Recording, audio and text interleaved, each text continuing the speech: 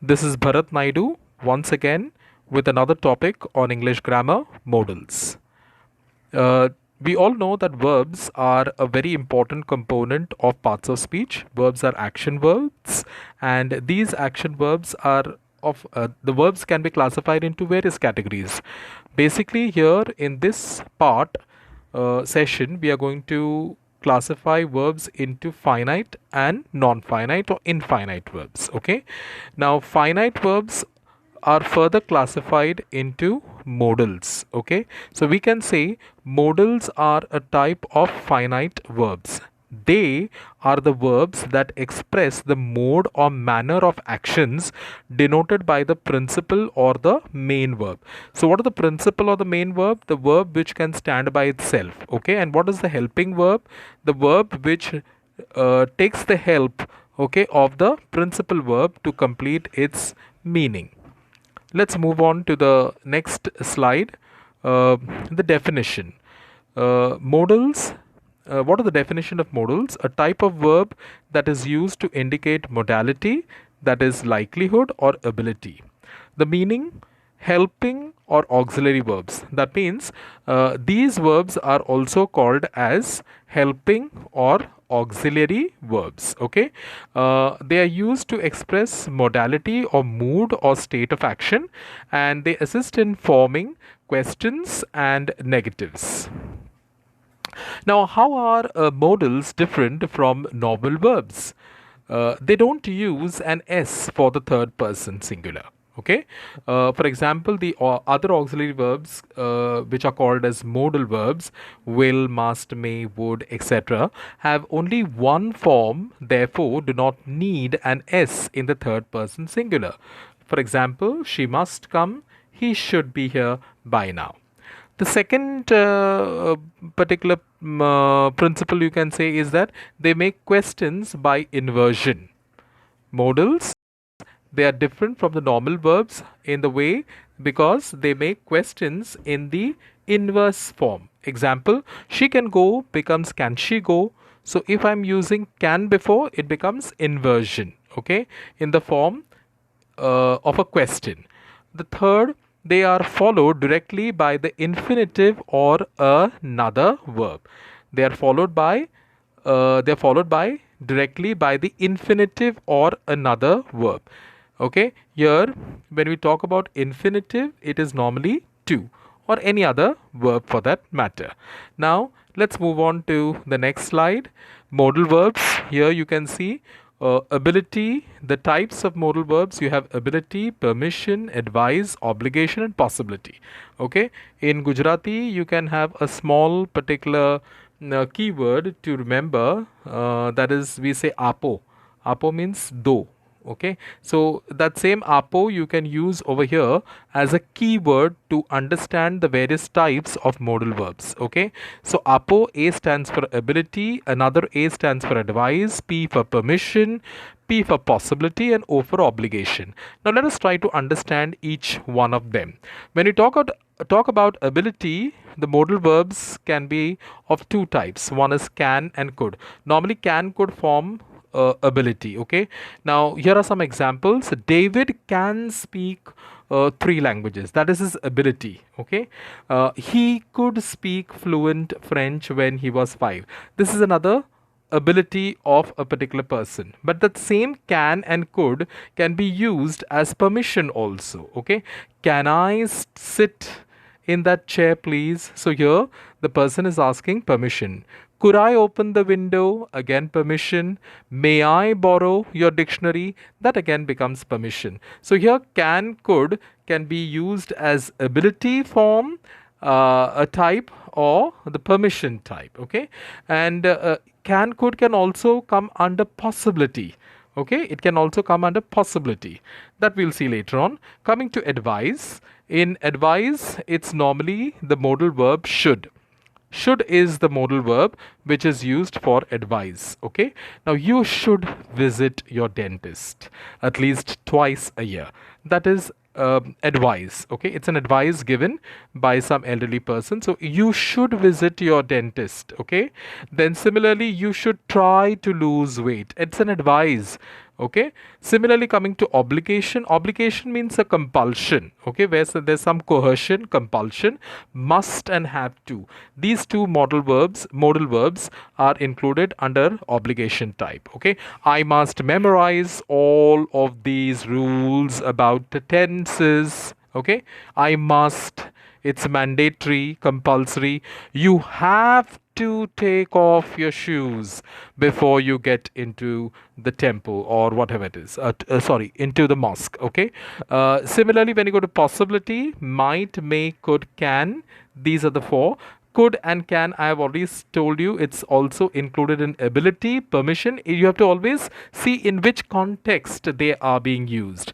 Now look at could and can over here. This is a possibility. It could rain tomorrow. Okay. I can help you. If sorry, this is actually ability. Can it can be possible for him to come? Okay, so possibility. Might and may, some examples are given over here. It looks nice but it might be very expensive. Okay, it might possible.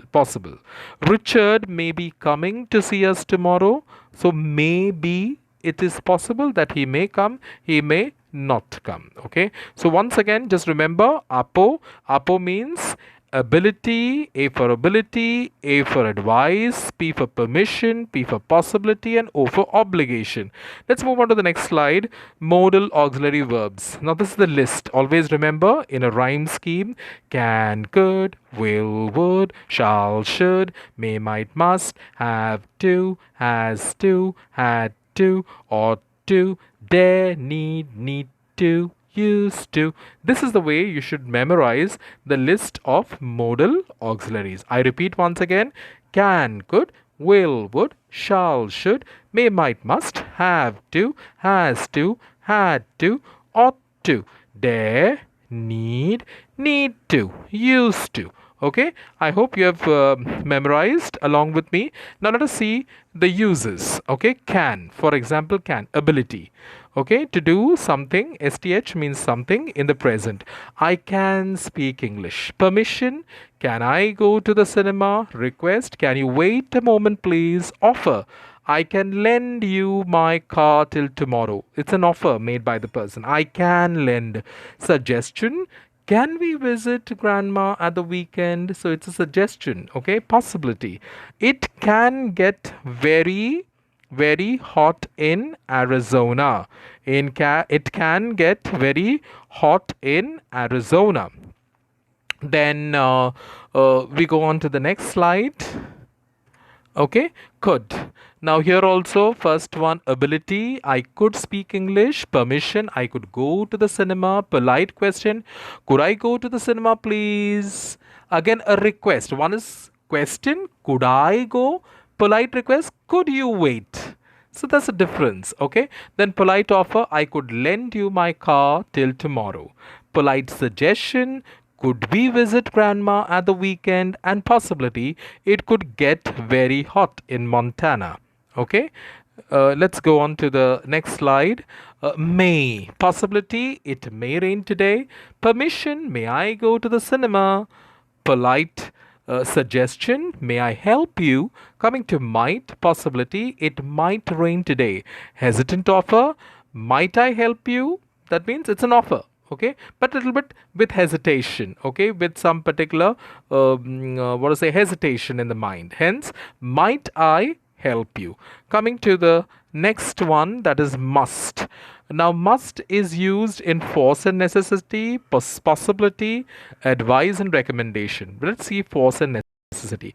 I must go to the supermarket today. It's a force. Okay, my wife must have told, or someone in the house must have told, so I must. It's a force, it is a necessity. Possibility, you must be tired. Possible, you came from a long journey, so you must be tired. Advice and recommendation, you must see the new film with Brad Pitt. I hope Many of you all must be you all must be great fans of Brad Pitt. Even me too. So it's an advice. You must see the new film which is been released with Brad Pitt. Coming to must, not, may not. Now these are negatives. Okay. So prohibition, not means prohibition. So must not and may not. So must is a little stronger as compared to may not. Okay. You mustn't work on dad's computer. You may not work on dad's computer. So mustn't work becomes a little harsh. But you may not means it's not a big issue, even if at all you work on the computer which is belonging to your dad. Okay, I hope so far so good. We move on to the seventh one, need and not. Now something is not necessary. I needn't go to the supermarket. It's not necessary. I needn't go during this lockdown period. It's very essential that we try to maintain norms and we follow the rules which have been the guidelines which are given by the police department and our government. I needn't go to the supermarket. We are going to the restaurant tonight. Coming to the eighth one, ought to. Now it is similar to should. Ought to sounds a little less subjective, and that's why you have two uses. One is advice and the second one is obligation. Here you have two examples. You ought to drive carefully in bad weather. Okay, so it sounds like little less subjective. You ought to drive carefully. Obligation, it's must. You ought to switch off the light to save electricity. Okay, so it is a must, showing a harshness of obligation. Okay, coming to the next one. The ninth, shall, used instead of will in the first person. So shall is used instead of what? Will, and that too in the first person. Now here the use is basically suggestion. So shall I carry your bag? It's a suggestion. Tenth, should. Here also we have two uses. One is advice and the second one is obligation. Examples. First one, you should drive carefully in bad weather. Okay, so it's an advice. You should drive carefully in bad weather. Otherwise, it's likely that you may meet with some accidents. Okay, obligation. You should switch off the light when you leave the room. Okay, it's mandatory for you to switch off. Okay, because we are supposed to power saved is power generated. Okay, coming to the 11th one, that is will. Okay, now here will is having almost 5 uses. One is wish, request, demand, order. Second one is assumption and prediction. Third, promise. Fourth one is spontaneous decision. And the fifth one is about habits. Let's see what about wish or request or demand order. Like less polite than would. Will you please shut the door? Okay, it's a request. Then prediction. I think it will rain on Friday. Assumption, it may rain. Okay. I think it will be dark soon. Okay, promise. I will stop smoking. I will stop smoking. I will stop cheating. I'll stop drinking. All these are promises that we normally make in day-to-day life. Then coming to spontaneous decision. Can somebody drive me to the station? I will. Okay. Spontaneous decision. Can somebody drive me to the station? I will. Okay, I will drive you. Habits. She's strange. She'll sit for hours without talking. This is a habit. She'll sit for hours without talking. So she'll means what? She will. Okay. Coming to 12th, would. Here also you have two uses. One is wish and request, and second one is habits in the past. Wish and request. Would you shut the door, please? Habits. Sometimes he would bring me some flowers. Okay. I think you have understood this entire lecture, and you won't have any particular issues in understanding modals any further. Okay, so thank you very much for being for viewing this session. Okay, and this is Bharat Naidu signing off. Bye bye.